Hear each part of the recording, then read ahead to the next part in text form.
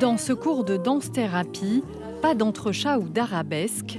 Ici, les participantes doivent surtout apprendre à lâcher prise et se reconnecter à leur sens. Est-ce que vous avez l'impression que vous êtes un petit peu répartis de manière homogène entre le côté droit et le côté gauche?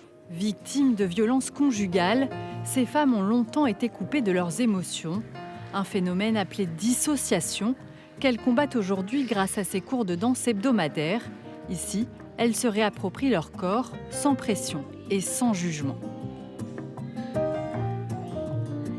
Pendant 10 ans, j'ai vécu au garde à vous de faire exactement ce qu'on me demandait à la maison. Ce que mon ex-conjoint me demandait pour qu'il n'y ait pas de violence, pas de cris, pas de tape, rien. Et pour qu'avec mon fils, ce soit le plus tranquille possible à la maison.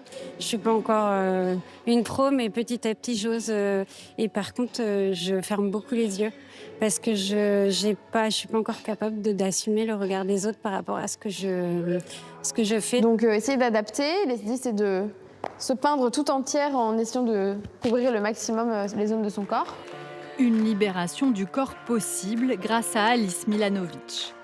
Danse-thérapeute, elle a déjà aidé une 60aine de femmes à surmonter leur traumatisme. On n'est pas dans quelque chose de performatif du tout, en fait. C'est plutôt d'être capable d'identifier si elles arrivent à se rendre compte de là où elles en sont. Et si elles formulent des envies qu'elles auraient besoin, je sais pas, j'aimerais bien arriver à plus prendre l'espace. Et si c'est un besoin qui est important pour elles, moi je suis juste là pour appuyer ça et essayer de leur permettre, à travers des outils dont je suis responsable, de leur permettre de s'en saisir.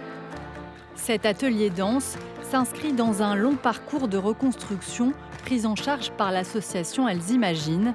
Créée en 2009, elle propose un accompagnement complet, thérapeutique, mais aussi juridique et psychologique.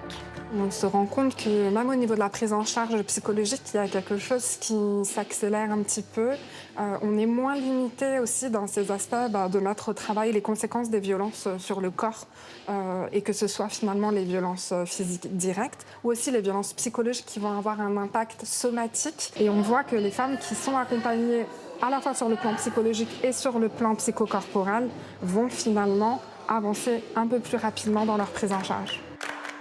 L'an dernier, 500 femmes ont été accompagnées par l'association, un cap qu'Elles Imaginent aimerait maintenir, et ce malgré une baisse des subventions publiques cette année.